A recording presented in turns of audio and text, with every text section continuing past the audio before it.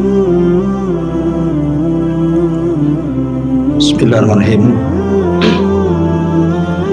Assalamualaikum warahmatullahi wabarakatuh. Alhamdulillah wassalatu wassalamu ala Rasulillah wa ala alihi wa sahbihi wa mawalah wa la hawla wa la quwata illa billahi wa ba'du. Alhamdulillah, di malam hari ini kembali kita bisa duduk untuk berthalabul ilmi di Masjid Muhajirin, dan kita melanjutkan kajian kita masih membahas Qasasul Anbiya, kisah-kisah para nabi dari Al-Quranul Karim.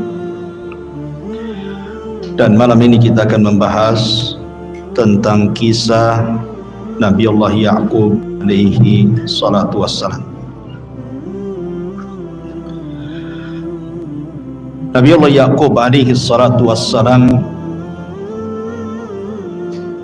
disebutkan di dalam Al-Quranul Karim 16 kali. Al-Baqarah ayat 132, kemudian juga Al-Baqarah 133, kemudian Al-Baqarah 136, Al-Baqarah 140,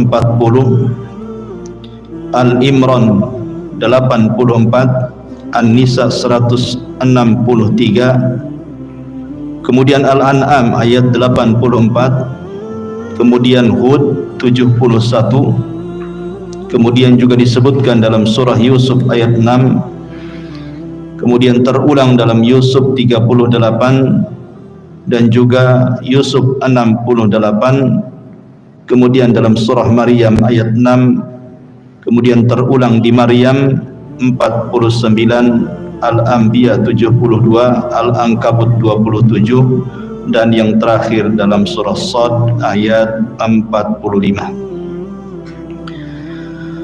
Ma'asyiral muslimin yang dimuliakan Allah Subhanahu wa taala,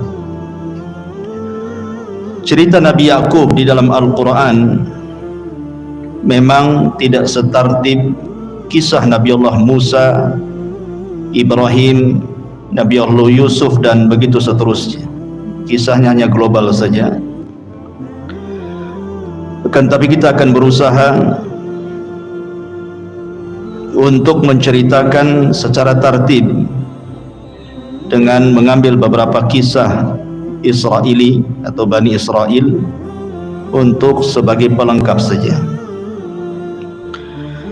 Kita tahu bahwa Nabi Allah Ya'qub alaihi salatu wassalam adalah seorang nabi, bapaknya juga nabi dan kakeknya juga nabi. Bapaknya Ishak nabi, Ibrahim juga kakeknya adalah nabi. Bahkan Nabi Ya'qub lahir saat Ibrahim masih hidup, dan itu dijelaskan dalam surah Hud ayat 71-72. Wa imra'atuhu qa'imatun fadhahikat fabasyarnaha bi Ishaqa wa min wara'i Ishaqa Ya'qub. Maka istri Ibrahim pun langsung berdiri kemudian tertawa. Maka kami beri kabar gembira kepada dia dengan kelahiran Ishak, dan setelah Ishak Ya'qub. Artinya Ya'qub putra Ishak lahir saat Ibrahim masih hidup. Dan yang menarik adalah Nabi Allah Ya'qub alaihi salatu wassalam adalah bapak dari seluruh Bani Israel. Apabila disebut Bani Israel, yang banyak sekali ceritanya dalam Al-Quran, terutama dalam surah Al-Baqarah, itu kembali kepada Nabi Allah Ya'qub alaihi salatu wassalam. Karena Ya'qub sendiri namanya Israel, maka anak-anaknya dan turunannya disebut Bani Israel. Di dalam surah Al-Imran ayat 93, Allah mengatakan kullu ta'ami kana hillal li bani Israil illa ma harrama Israilu ala nafsi min qabli an tunazzala at-tauratu qul fa'tu bit-taurati fatluha in kuntum shadiqin. Setiap makanan semuanya halal dahulunya bagi Bani Israel kecuali yang diharamkan Israel terhadap dirinya sebelum diturunkan Taurat. Maka Allah mengatakan, katakan ya Muhammad kepada orang-orang Yahudi Madinah itu, datangkan Taurat kepadaku, baca oleh kalian kalau kalian memang orang-orang yang jujur. Dahulu di zaman Nabi Allah Yaqub alaihi salatu wassalam, karena di sini bahasanya kullu ta'amin kana hilla di Bani Israel, setiap makanan itu halal bagi Bani Israel kecuali apa yang diharamkan Israel. Maksudnya apa yang diharamkan Nabi Yaqub. Karena dahulu di zaman itu, kalau seseorang mencintai sesuatu, maka dia akan mengharamkan sesuatu itu kepada dirinya. Beda dalam Islam, kalau kita mencintai sesuatu justru disuruh disedekahkan. Sebagaimana hadis Nabi sebagaimana Allah Subhanahu wa taala berfirman, lan tanalul birra hatta tunfiqu mimma tuhibbun. Seseorang tidak mungkin sampai level albir, amal soleh tertinggi, sampai mampu menginfakkan harta yang dicintainya. Kalau kita suruh infak gitu ya, kalau zaman dulu mencintai sesuatu itu maka akan mengharamkan kepada dirinya sesuatu. Lah disebutkan bahwa Nabi Allah Yaqub alaihi salatu wassalam suatu ketika ditimpa penyakit yang disebut dengan irqun nisa. Penyakitnya namanya irqun nisa. Irqun nisa itu artinya seperti penyakit tulang, atau mungkin senangnya kita katakan encok lah. Kalau ada orang encok ya. Jadi Nabi Yaqub itu suatu ketika sakit, kena encok, tiap malam tidak bisa tidur sama sekali. Akhirnya kemudian dia berdazar, ya Rabb, kalau seandainya kau sembuhkan penyakitku, maka aku tidak akan makan daging unta dan tidak akan meminum susunya. Sejak itulah maka haram daging unta dan juga minum air susunya. Padahal daging unta di zaman itu adalah makanan terlezat, dan juga susunya itu yang paling disukai Nabi Yaqub.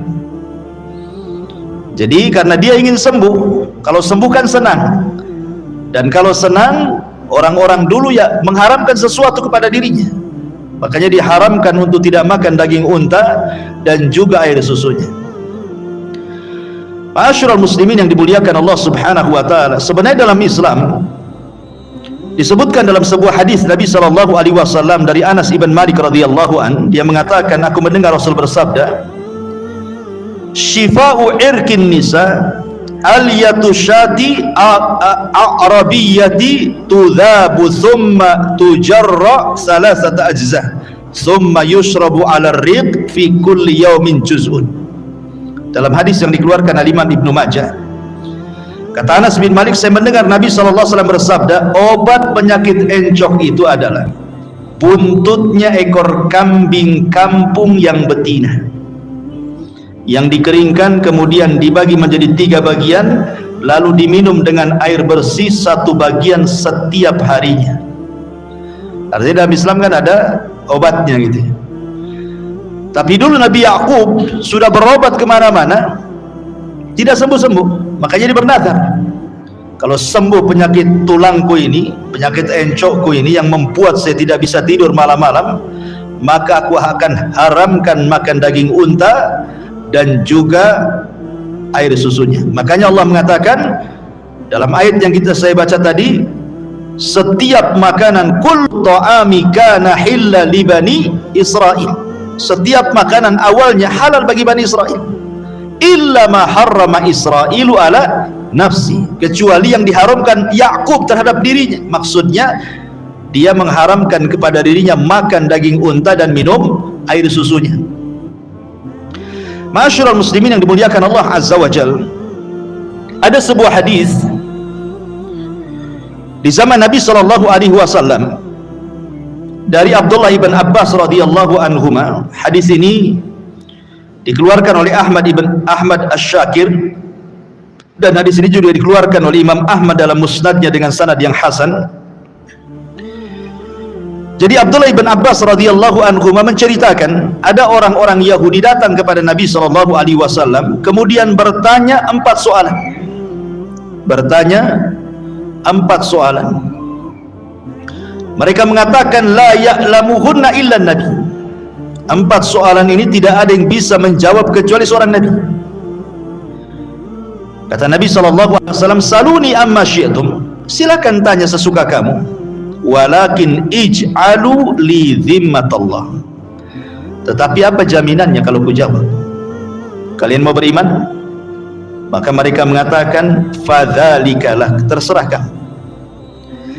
Kemudian mereka mengatakan kepada Nabi sallallahu alaihi wasallam, pertanyaan yang pertama tentang masalah di sini, hal ta'lamuna anna Israila, maksudnya Yaqub alaihi salatu wassalam, ketahuilah bahwa Israil maksudnya Yaqub alaihi salatu wassalam, dia pernah mengharamkan makanan kepada dirinya. Ayyut ta'am harrama Israilu ala nafsi, kalau boleh tahu wahai Muhammad, apa makanan yang diharamkan oleh Yaqub kepada dirinya? Ini pertanyaan pertama. Apa sih makanan yang diharamkan Nabi Yaqub kepada dirinya? Kemudian maksudnya sebelum Taurat turun. Kemudian yang kedua, kaifa ma'ul mar'ati wa ma'ur rajuli wa kaifa yakunu dzakar minhu, bagaimana pendapatmu tentang air sperma laki-laki dan perempuan, kemudian melahirkan seorang anak yang anak ini mirip imma dengan bapaknya atau dengan ibunya? Bagaimana itu bisa terjadi? Kemudian yang ketiga, mereka juga mengatakan, siapa yang menghabarimu tentang apa yang diwahyukan kepadamu? Malaikat siapa? Malaikat siapa yang menghabarimu tentang apa yang kau sampaikan kepada kami dari wahyu yang sering kau sampaikan kepada kami? Malaikat siapa yang turun kepadamu? Kemudian juga mereka mengatakan, akhbirna kaifa hadan nabil ummi fin naum, ceritakan kepada kami juga bagaimana kondisi seorang nabi ketika dia tidur. Jadi ada 4 soalan yang ditanyakan orang Yahudi, salah satunya tentang makanan yang diharamkan kepada Israil. Sekali lagi, Israil di sini Nabi Yaqub. Dan mereka mengatakan tidak ada yang tahu jawabannya kecuali seorang nabi gitu. Dan mereka siap beriman kalau ada jawabannya. Maka Nabi SAW menceritakan tentang yang pertama. Kata Nabi SAW, dahulu Nabi Yaqub alaihi salatu wassalam sakit irkun nisa, sakit encok bahasa kita aja tadi. Kemudian dia bernadar untuk diharamkan padanya daging unta dan minumannya. Kemudian orang Yahudi mengatakan, sodaqta, kau benar wahai Muhammad. Mereka membenarkan itu, ya. Kemudian kata Nabi SAW, adapun laki-laki dan juga perempuan yang menikah kemudian punya anak, terkadang mirip bapaknya, terkadang mirip ibunya, maka tergantung sperma mana yang mendominasi. Kalau yang mendominasi sperma laki-laki, maka mirip dengan bapaknya. Kalau yang mendominasi sperma perempuan, ya mirip dengan ibunya. Yang bahaya itu kalau mirip dengan tetangganya, itu yang bahaya, ya. Kemudian yang ketiga, seorang nabi itu memang tidur matanya, tapi hatinya tidak tidur. Kemudian yang terakhir, adapun yang menghabari diriku tentang wahyu adalah Jibril. Ketika yang terakhir Rasul mengatakan Jibril, dia mengatakan itulah malaikat yang merupakan musuh kami, katanya. Karena engkau dapat dari Jibril, kami tidak terima, katanya. Kalau kamu dapat dari Mikail yang menurunkan hujan, Kami terima karena Jibril ini tukang perang katanya. Karena yang mengadab kaum-kaum dulu kan biasanya ngutus Jibril. Bahkan dalam perang Badar juga Jibril terlibat kan. Akhirnya turunlah ayat kepada Nabi SAW, "Qul man kana aduwwa li Jibril fa innahu nazzalahu ala qalbika biidznillah." Katakan siapapun yang memusuhi Jibril, maka Jibril telah menurunkan kepada hatimu wahyu dari Allah dengan izin Allah Subhanahu wa ta'ala. Ketika mereka mendengar Jibril, mereka mengingkari janji mereka. Kan di awal mereka mau beriman. Gara-gara kemudian mendengar Jibril, mereka nggak mau. Itu Jibril musuh kami katanya. Tapi syahidnya di sini apa? Kalimat Israel. Mereka kan bertanya, apa makanan yang diharamkan Israel? Maksudnya Israel di sini adalah Nabi Allah Ya'qub alaihi salatu wassalam. Jadi seolah-olah ketika orang-orang Yahudi di kota Madinah itu kan banyak mengharamkan makanan yang seharusnya halal gitu ya. Contoh umpamanya Allah Subhanahu wa taala berfirman di dalam surah Al-An'am, wa 'alal ladzina hadu harramna kulla dhi dhufrin wa minal baqari wal ghanami harramna 'alaihim shuhumahuma illa ma hamalat duhuruhuma aw al hawaya aw makhtalata bi admin dzalika jazainahum bi baghihim wa anna lasadiqun. Dan kepada mereka orang-orang Yahudi kami haramkan semua hewan yang berkuku, dan kami haramkan kepada mereka lemak sapi dan domba kecuali yang melekat di punggungnya atau yang dalam isi perutnya atau yang bercampur dengan tulang. Demikianlah kami menghukum mereka orang Yahudi karena kedurhakaannya, dan sungguh kami maha benar akan itu. Jadi orang-orang Yahudi itu ketika kemudian turun ayat ini, lihat Allah banyak mengharamkan gara-gara kemaksiatan kalian. Oh bukan, Allah mengharamkan makanan-makanan itu sejak dulu, sejak zaman Yakub, sejak zaman Ibrahim katanya, kata mereka. Maka Nabi SAW mengatakan, dusta kalian. Kalau memang makanan-makanan itu diharamkan sejak dulu, fa'tu bit-Taurah, datangkan Taurat kepadaku. Fa'tuha bit-Taurah fatsluha. Sekarang baca, kamu yang baca, nggak usah saya, kata Nabi. Ketika mereka membaca Taurat, rupanya makanan-makanan itu tidak diharamkan kepada mereka kecuali karena kemaksiatan mereka, bukan karena Nabi Ibrahim alaihi salatu wassalam ataupun Nabi Yakub. Yakub itu hanya mengharamkan daging unta saja dan juga air susunya, tapi setelah turunnya Taurat dimansuh. Tapi mereka ingin berdusta kepada Nabi SAW. Begitulah Yahudi, mereka suka menutupi ilmu dalam Taurat mereka untuk keuntungan dunia mereka.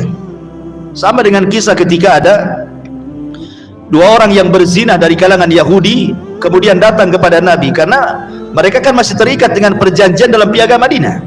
Mereka datang kepada Nabi. Kemudian Nabi SAW mengatakan, bagaimana menurut Taurat kalian, ada nggak hukum rajam? Mereka mengatakan tidak ada. Kalau ada orang berzina, kami permalukan dia. Habis itu setelah kami permalukan, maka kami akan pukul dia, akan didera, akan dipukul saja, tidak dirajam.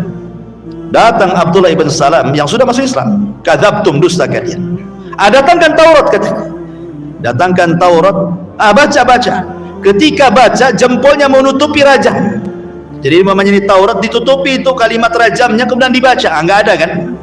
Kata Abdullah ibn Salam, kadzabtum, irfa yadaka, dusta kamu, angkat tanganmu katanya. Ketika diangkat, jadi Yakub itu nama lain daripada Israel, itu maksudnya. Nama lain daripada Israel. Maka seluruh keturunan Yakub disebut Bani Israel. Ma'asyiral muslimin yang dimuliakan Allah Subhanahu wa taala, tentang kisah Yakub ini kemarin kita sudah cuplik sedikit ketika kita membahas Nabi Allah Ishak alaihi salam. Ketika kemudian Nabi Yakub alaihi salatu wassalam diperintahkan ibundanya untuk hijrah ke Haran. Haran itu tempat pamannya yang ada di Irak. Berangkat dia ke Haran. Kemudian menemui pamannya yang di dalam kitab-kitab ahli kitab disebut Laban, nama pamannya itu Laban. Dalam Quran Sunnah tidak ada.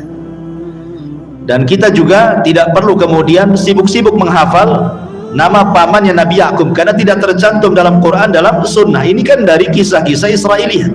Kalau hafal alhamdulillah, tidak hafal pun tidak ada masalah ya. Karena kita tidak dituntut untuk menghafal kitab-kitab orang-orang ahli kitab. Yang jelas disebutkan nama pamannya adalah Laban. Sebelum dia sampai ke tempat paman yang di Haran itu, kemudian kemalaman di jalan, kemudian dia tidur di tengah padang pasir. Dia letakkan batu, kemudian dia tidur. Kemudian dia bermimpi berjumpa dengan Allah Subhanahu wa taala. Maka Allah Subhanahu wa taala berfirman dalam mimpinya, "Sa'ubarika 'alaika wa ukthiru dzurriyyataka wa aj'alu hadhil arda laka wali auladika." Allah Subhanahu wa taala kemudian berfirman dalam mimpinya, dalam mimpi Yakub ini, "Wahai Yakub, saya akan berkahi kamu, saya akan perbanyak keturunanmu, dan tempat yang engkau jadikan tidur itu saya akan jadikan tempat kamu dan semua keturunanmu di situ." Kemudian Yakub pergi. Sebelum pergi, dia tandai tempat tidurnya itu, ditandai kan, ditandai. Pokoknya nanti kalau pulang, nanti dia akan ke situ lagi. Berangkat dia ke Haran. Sesampainya di Haran, dia berjumpa dengan pamannya dan bekerja menjadi penggembala kambing. Ini menunjukkan bahwa ma min nabiyyin illa wara'al ghanam. Tidak ada satupun nabi kecuali menjadi penggembala kambing. Termasuk engkau Rasul, termasuk nabi. Makanya ada istilah ahli sejarah itu, min ra'il ghanami ila riayatil umami. Nabi itu mulai dari jadi penggembala kambing untuk dijadikan pemimpin umat. Jadi bekal jadi pemimpin itu belajar dari kambing, gitu maksudnya. Makanya bahasanya min ra'il ghanami ila riayatil umami. Dari menjadi penggembala kambing disiapkan untuk memimpin umat. Kambing dulu dipimpin, baru umat dipimpin, gitu maksudnya. Jadi banyak pelajaran orang-orang yang menggembala kambing. Ya, betul-betul yang menggembala lah ya. Ya, bukan kita beli di Tamiang kandang, orang lain pula yang menggembalanya. Kita sendiri gitu. Nanti banyak faedah tuh kalau kita langsung bermuamalah dengan kambing itu. Baik, ma'asyiral muslimin yang dimuliakan Allah Azza wa Jalla, ketika dia bekerja dengan pamannya, rupanya dia naksir salah satu putri Laban ini, kan dua putrinya. Yang pertama namanya Lia dan yang kedua namanya Rahil. Lah yang cantik ini Rahil. Lia ini kurang cantik. Masalahnya Lia ini kakaknya, Rahil adiknya.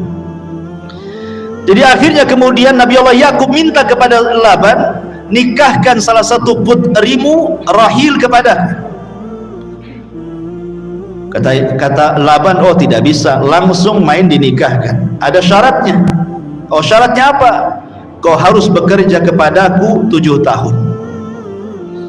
Seorang laki-laki yang gentle, kalau mengejar sesuatu yang diinginkannya, maka dia akan kejar itu. Laki-laki yang gentle kan seperti itu ya. Kalau sudah punya keinginan, kejar. Nabi Yakub alaihi salatu wasalam karena mencintai Rahil, dia mengejar Rahil.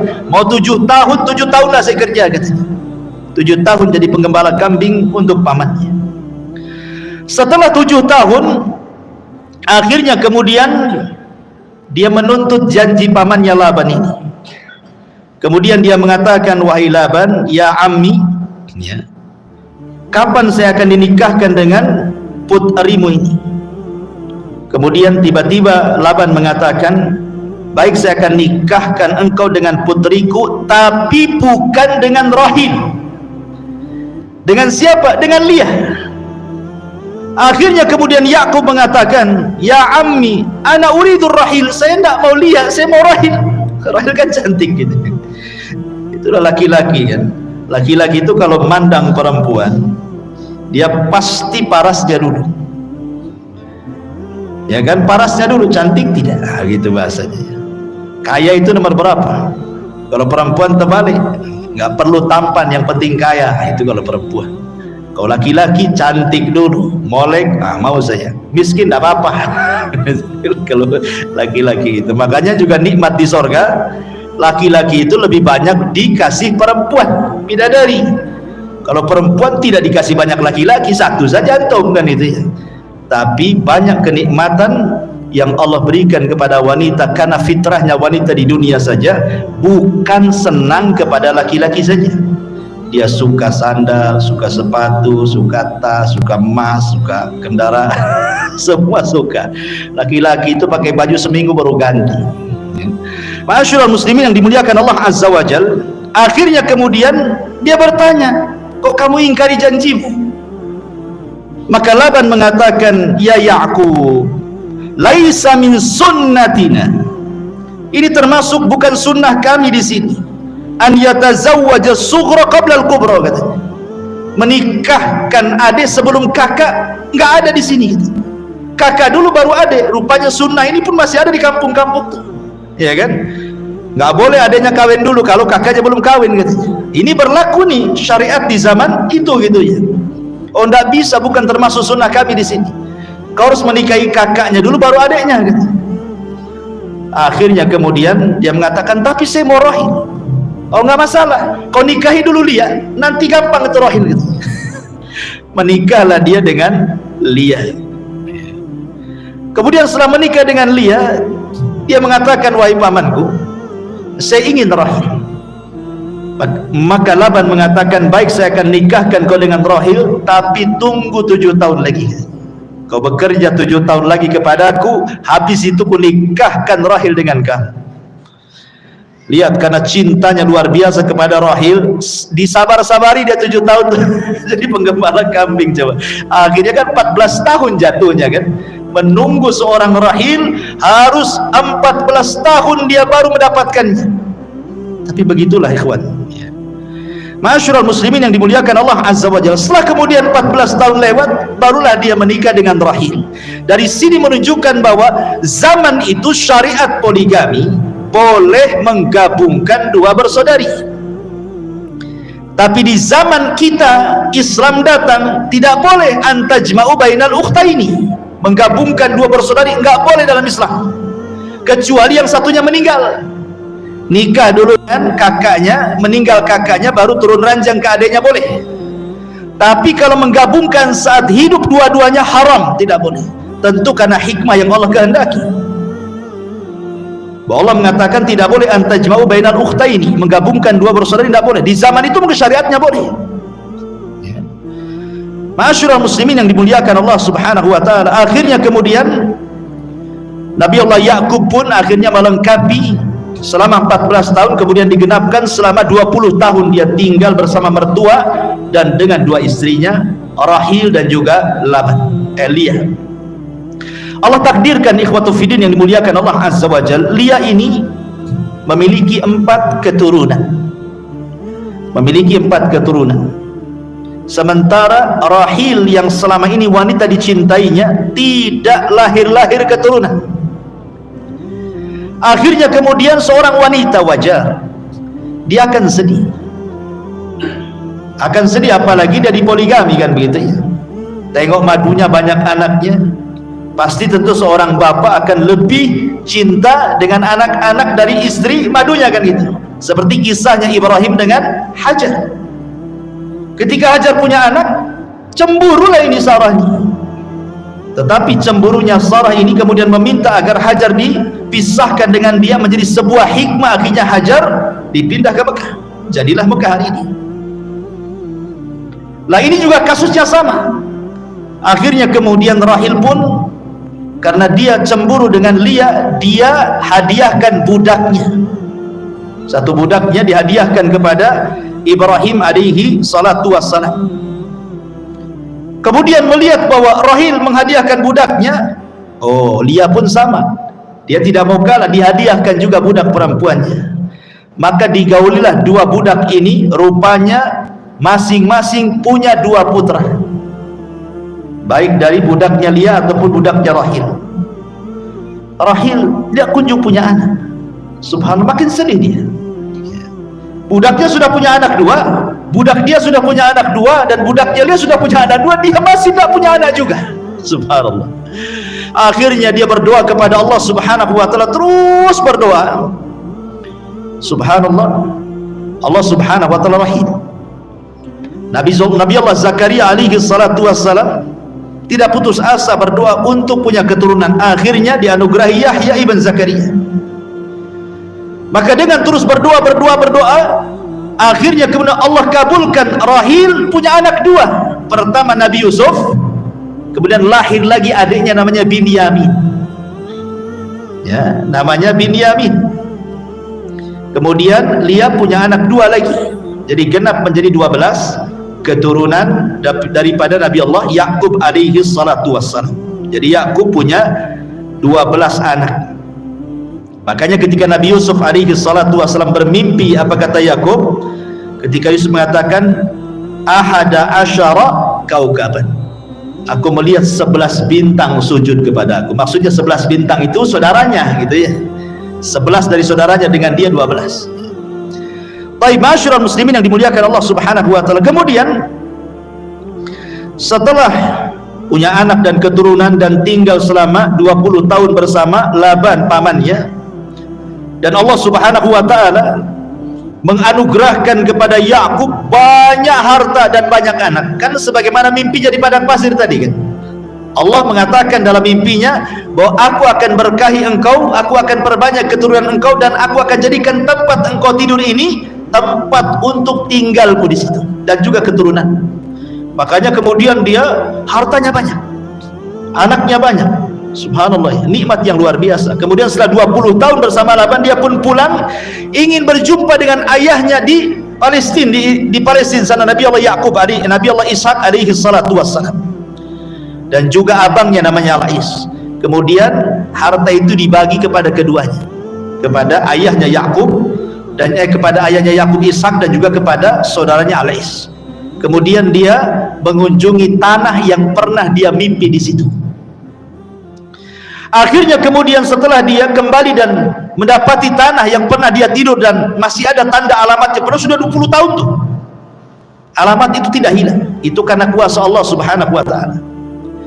Akhirnya kemudian dia pun membuat tempat penyembelihan untuk Allah Subhanahu wa taala, tempat kurban untuk Allah Subhanahu wa taala yang disebut dengan Baitu Il, rumah Il. Il itu artinya Allah. Berarti kalau diartikan rumahnya Allah, Jibril hamba Allah, Mikail khadimullah, pembantu Allah. Pokoknya kalau ada il itu artinya Allah. Maka Yakub kemudian membangun Baitu Il. Disitulah dia menyembelih taqarrub ilallahi azza wajal, yang kemudian disitulah letak daripada Baitul Maqdis. Dia bangun Baitul Maqdis di situ. Ya, karena Baitul Maqdis sudah terkubur.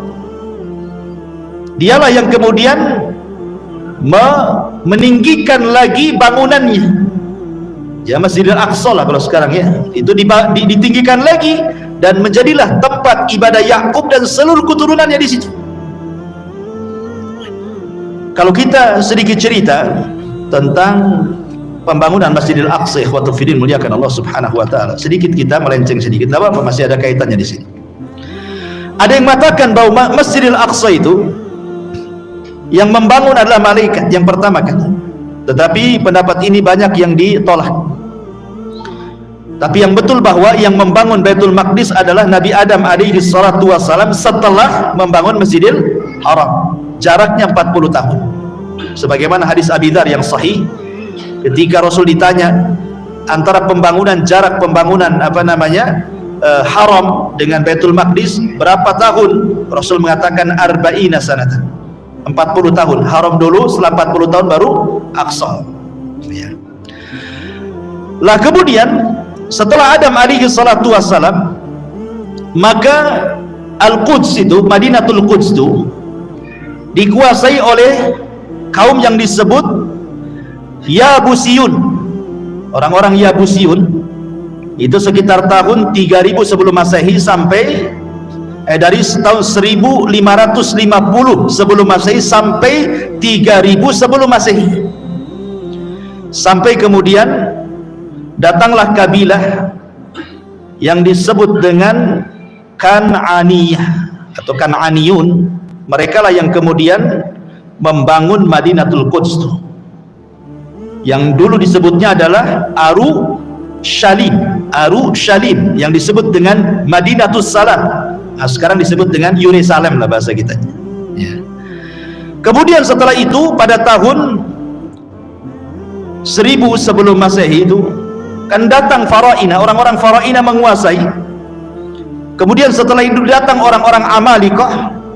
Setelah Faraina datang orang-orang Amalikah. Ketika dikuasai Amalikah inilah kemudian direbut lagi oleh siapa? Oleh pasukan Talut, yang ketika itu Jalut kalah dan dibunuh Nabi Daud. Kemudian Daud berkuasa, akhirnya menguasai kembali Madinatul Quds dan melebarkan Masjidil Aqsa, kemudian memakmurkan Masjidil Aqsa di zaman Nabi Allah Daud alaihi salatu wassalam.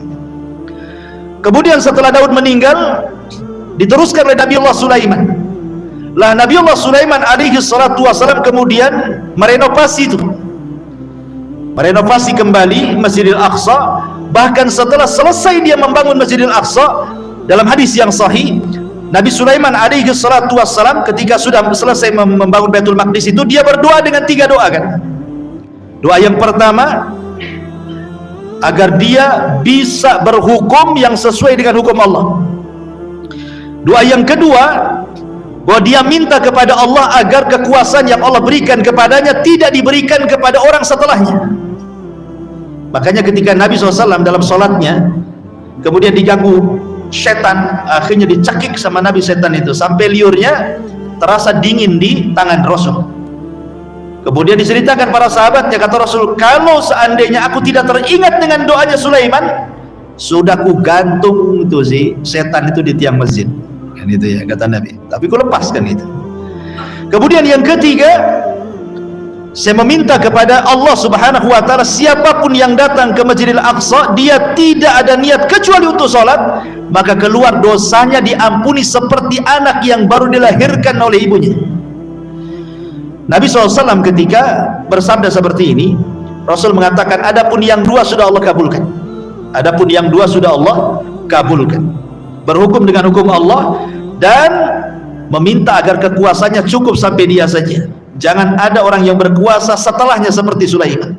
Adapun yang ketiga, semoga, kata Nabi SAW, wa arju an yakuna qad u'tiya thalithah, dan aku hanya mengharap bahwa yang ketiga sudah diberikan, karena Rasul kan pernah sholat di Masjidil Aqsa gitu kan. Mudah-mudahan yang ketiga juga dikasih. Jadi saya sudah pernah sholat di situ, jadi keluar seperti anak yang melahirkan kan, itu maksudnya ya. Ma'asyiral muslimin yang dimuliakan Allah Azza wa Jalla. Lah setelah Sulaiman meninggal, kan kita tahu bahwa Bani Israel kan terpecah tuh. Ada yang disebut dengan Mamlakah Israiliyah, dan itu sebelah utara. Ada yang disebut dengan Mamlakah Yahudi, dan itu sebelah selatan. Lah yang menguasai Baitul Maqdis itu orang-orang Yahudi. Ya kan pecah tuh setelah Nabi Sulaiman meninggal, pecah Bani Israel. 2 kerajaan. Ya. Yang satu disebut kerajaan Israel, yang satu disebut kerajaan Yahudi. Kemudian datanglah orang-orang Babil dari Irak yang kemudian menyerbu Palestina kan. Ada yang mengatakan Bukhtun Nasr, menghabiskan semua orang-orang Palestina. Orang-orang di Yahudi dibantai sampai dirobohkan semua bangunan, termasuk juga Haikal Sulaiman ataupun Masjidil Aqsa dihancurkan oleh Bukhtun Nasr ya.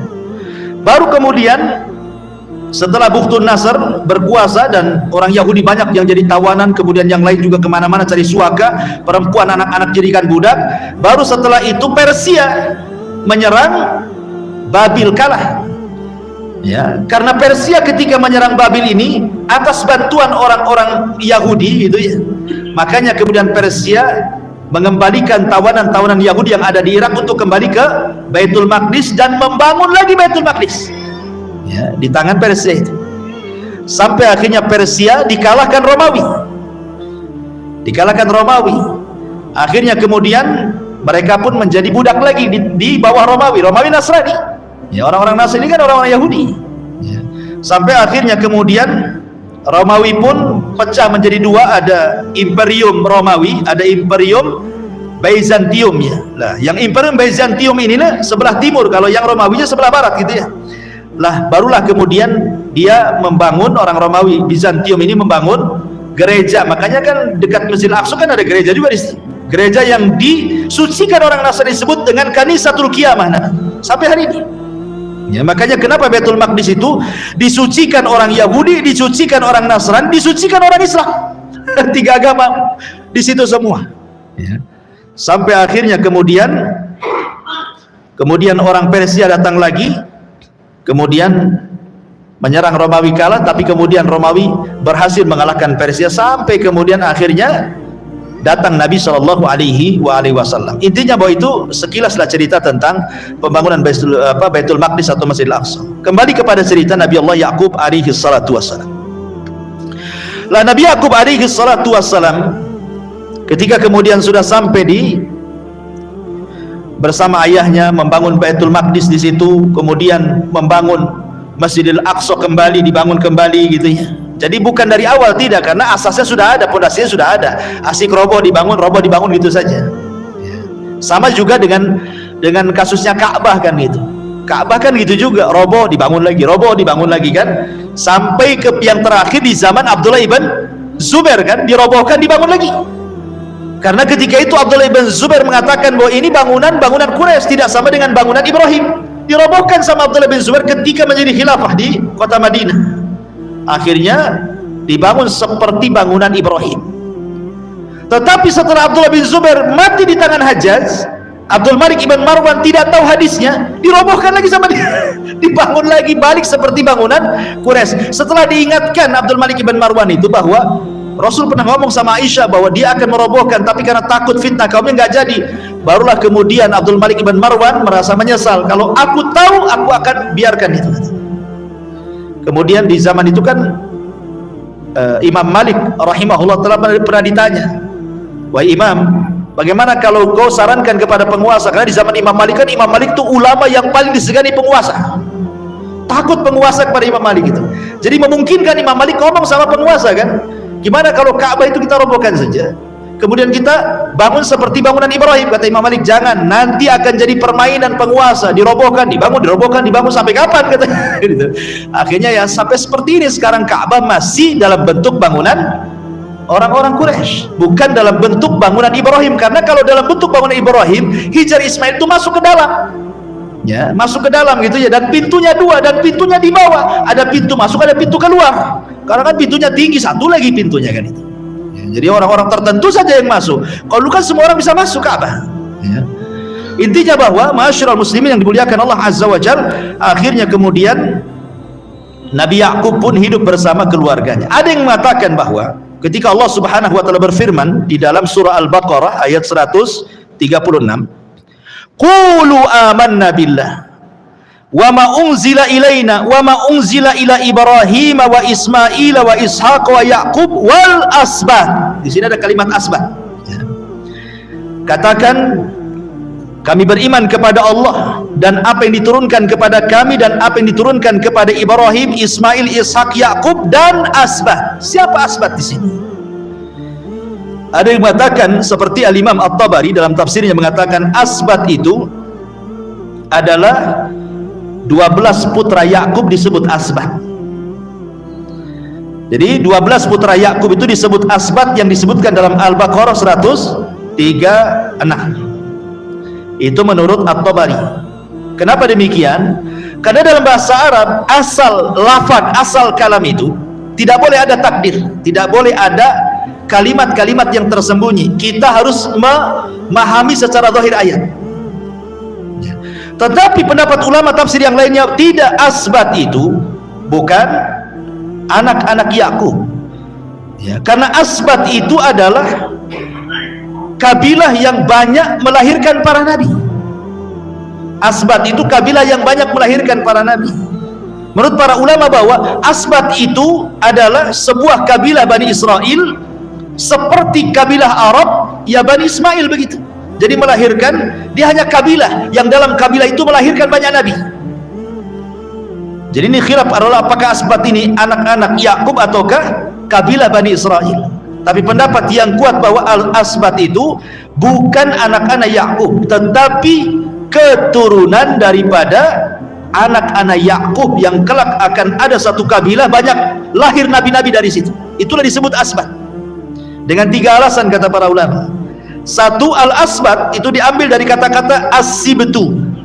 As-Sibtu itu adalah anak dari wanita, Ibnul Bint, anak dari wanita, bukan anak dari Ibnul Ibn gitu ya, bukan anak dari seperti namanya siapa, Hasan Husain. Hasan Husain itu dia nasabnya kan Arab, itu kan dari laki-laki. Arab itu dari laki-laki, harusnya kan ke Ali, ya kan? Nah, tetapi kemudian Hasan dan Husain itu kan nasabnya ke ibu kan, namanya Ibnul Bint, anak perempuan, anak ibu. Makanya kemudian Hasan dan Husain disebut Sibtai Rasulillah, cucu Rasulillah. Kenapa Sibtai? Karena dari arah ibu, bukan dari arah bapak, karena Ali bukan anaknya Nabi, ya, anaknya Abu Talib, ya.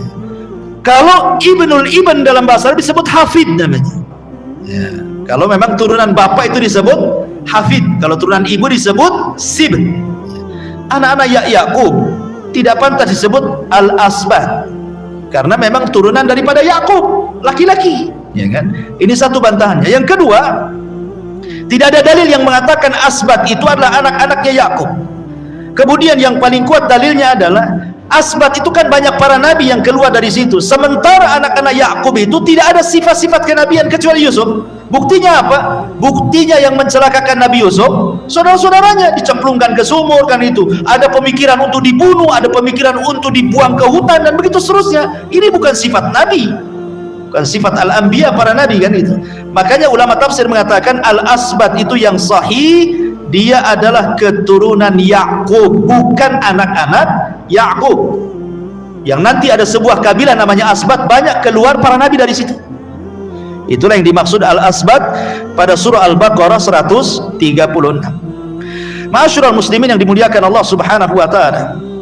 Tetapi kemudian setelah Ishak meninggal dunia, ayahnya, kemudian Yakub pun dikaruniai banyak keturunan. Kemudian terjadilah apa?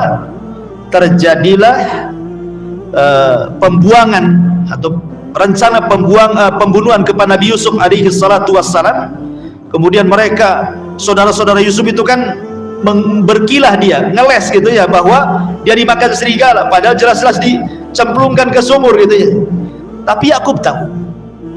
Lah sebab itulah Yakub menangis setiap hari sampai ibiyaddat ainah, sampai air mata yang keluar itu bukan bening lagi, jadi putih. Ada sebagian ahli tafsir mengatakan sebab itulah Yakub jadi buta, ya. Kalau ada orang yang mengatakan bahwa macam mana seorang nabi tidak sabar akan kematian putranya, harusnya kan sabar dia kan nabi. Kok dia kehilangan anak sampai menangis setiap hari sampai kemudian buta umpamanya? Dia kan seorang nabi, harusnya dia sabar ketika kematian anaknya. Jawabannya kata para ulama tafsir, memang tidak ada hadis yang marfu sampai Nabi SAW, tetapi ada riwayat dari kalangan ahli tafsir mengatakan bahwa sebab menangisnya Yakub sampai dia buta setelah dia berjumpa dengan Nabi Yusuf ketika Yusuf sudah jadi penguasa di Mesir. Yakub ini baru bercerita, kan Yusuf bertanya, kenapa engkau sesedih itu wahai bapakku? Karena kehilangan aku, kata Yusuf. Maka Yakub mengatakan, ya Yusuf, sesungguhnya ketika engkau hilang dari pandanganku, aku takut engkau tidak berada di atas agama Islam sehingga aku tidak berjumpa lagi dengan engkau di sorga.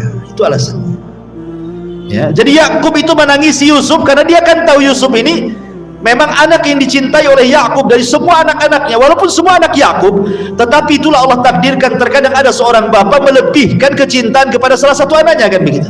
Mungkin karena akhlaknya, karena agamanya, karena cerdasnya, karena baiknya, kan tidak tahu kita ya. Mestilah antum akan merasakan itu. Secara keadilan terkadang tidak adil ayah itu kepada anak, kan? Maksudnya perasaan cinta, ya, itu tidak ada masalah.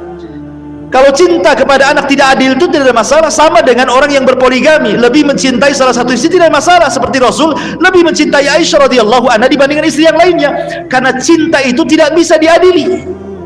Cinta itu perasaan. Makanya kenapa ketika kehilangan Yusuf, Yakub sampai menangis setiap hari. Jadi jawaban yang tepat wallahu alam bahwa menangisnya Yakub kepada Yusuf sampai dia buta itu karena itu alasannya. Ketika Yusuf bertanya kepada Yakub, kenapa kau sesedih itu wahai abah, wahai bapakku? Kata Yakub, bukan itu masalahnya.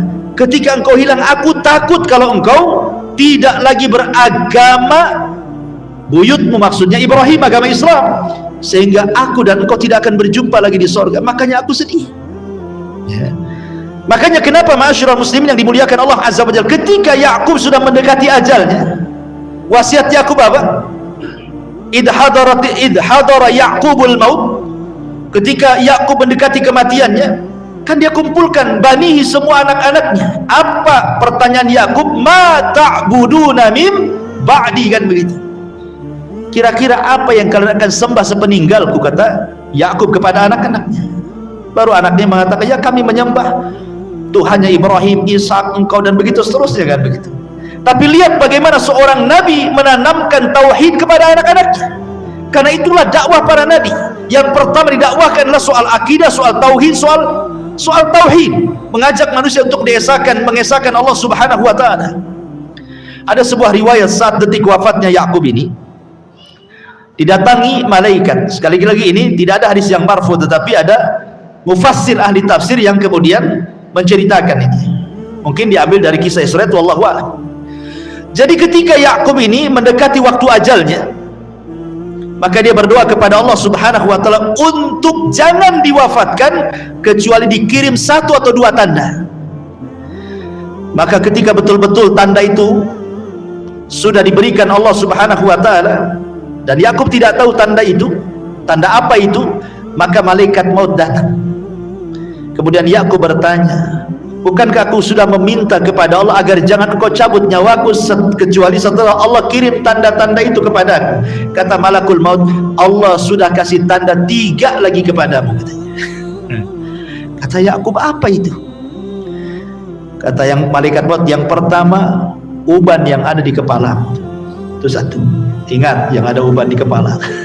Ini tanda yang pertama, uban di kepala. Yang kedua, kata Yakub, engkau sudah tidak bisa berdiri dengan tegap lagi. Pinggangmu sudah tidak lurus. Orang tua kan susah mau jalan. Nah, itu yang kedua. Hati-hati yang susah jalan. Yang ketiga, dha'fu badanik. Kau sudah lemah, banyak penyakit.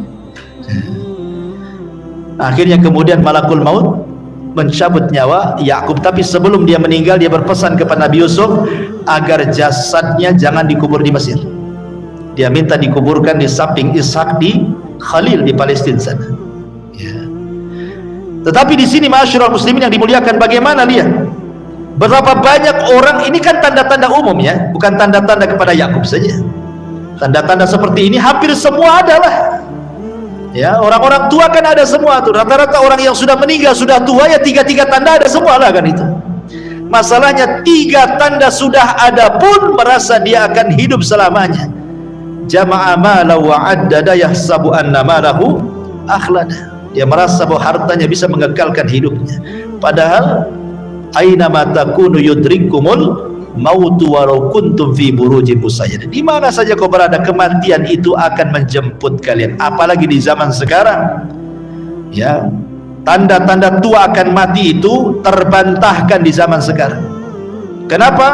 Karena yang bisa naik motor ngebut itu bukan kakek-kakek, rata-rata anak-anak tanggung.